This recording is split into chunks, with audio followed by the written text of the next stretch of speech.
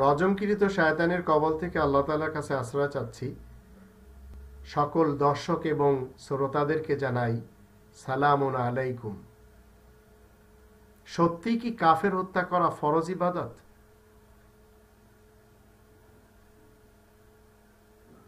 আলী নামে যে খলিফা মুসলমান সমাজের সুন্নি, সালাফি এবং শিয়ারা মনে করেন তিনি নাস্তিকদেরকে জীবিত জ্বালিয়েছেন, আর নাস্তিকদেরকে হত্যা করার কথা বুখারী সাহেব রাসূলের দোহাই দিয়ে বলেছেন। আর বুখারী গ্রন্থ যদি আপনি খুলে দেখেন ৬,৪৫৪ নম্বর হাদিসে যে পাবেন, এটা তার রেবায়াতের মধ্যে পাবেন যে জিন্দিককে, নাস্তিককে হত্যা করতে হবে।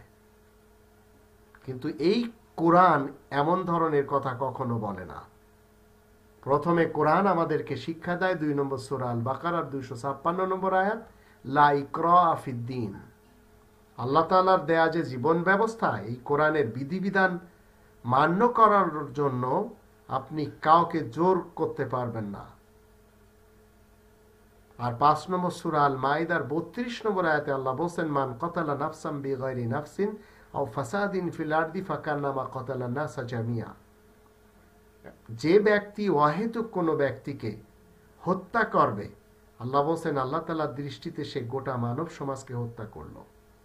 এখন আপনি ফয়সালা করেন এই কোরআনকে মানবেন না কোরআনের বিপরীত রাসূলের ইন্তেকালের ২০০ বছরের পরে যে লেখা উজবেকিস্তানের একজন জারেতুস্তির সন্তান, যার মাতৃভাষাও আরবি ছিল না, উজবেক ভাষা ফার্সি ভাষার এক ব্যক্তি, তিনি বলে যাচ্ছেন যে জিন্দিকদেরকে হত্যা করতে হবে। আর সেই হুকুম যদি আপনি মানেন তাহলে কোরআনের ১৮ নম্বর সূরা আল কাহফের ২৬ নম্বর আয়াতের দৃষ্টিতে মুশরিক হয়ে যাবেন। কারণ আল্লাহ বলেন ওয়ালা ইউশরিক ফি হুকমিহি আহাদা, ওয়ালা ইউশরিকু ফি হুকমিহি আহাদা। আল্লাহ তাআলার হুকুমের সাথে শরীক করা যায় না। তো আকাশ পৃথিবীর মাঝে আল্লাহ তাআলার হুকুম যা কিছু রয়েছে সবই কোরআনে রয়েছে। ফিহা হুকমুল্লাহ, এই কোরআনের ভিতরে রয়েছে সমস্ত হুকুম, আল্লাহ তাআলার হুকুম। তাই কাফের হত্যা করা কোনো ফরজ ইবাদত না, এটা আপনি করতেই পারবেন না হত্যার অপরাধ ছাড়া।